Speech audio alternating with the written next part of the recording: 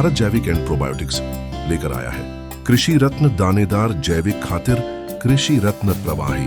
तो आइए इसी जैविक खातर के फायदे सुनते हैं खेडूत की जुबान से।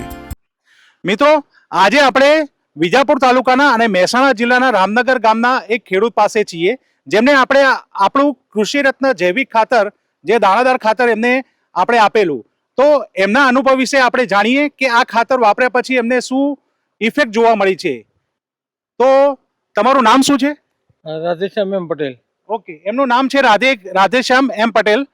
તો અમે તમને જે કૃષિ રત્ન દાણાદાર જૈવિક ખાતર આપેલું, તો તમે એ ખાતરનો ઉપયોગ તમારા ખેતરની અંદર કઈ કઈ જગ્યાએ કર્યો અને તમને શું ડિફરન્સ જોવા મળ્યો?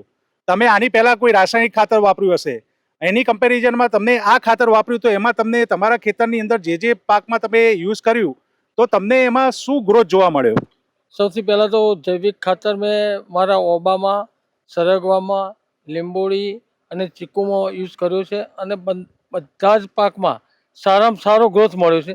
જે મારા ઓબા તો ટોટલી ખલાસ થઈ ગયેલા હતા, રોજ ખાઈ ગયેલા હતા, પણ આ ખાતર નાખવાથી સારામાં સારો એનો ગ્રોથ મળ્યો છે।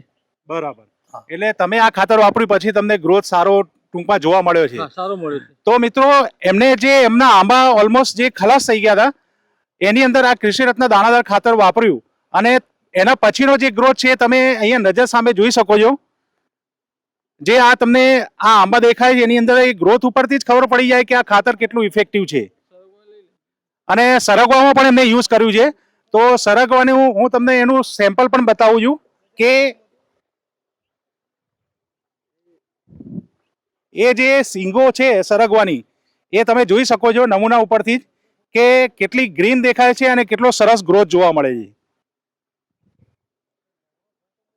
તો મિત્રો, જો તમે પણ આ કૃષિ રત્ન દાણાદાર ખાતરનો ઉપયોગ કરવા ઈચ્છતા હો, તો સ્ક્રીન ઉપર હું નંબર શેર કરું છું અને આપણે જે ખેડૂત સાથે વાત કરીએ છીએ એ ખેડૂતનો નંબર પણ આ સ્ક્રીન ઉપર શેર કરું છું।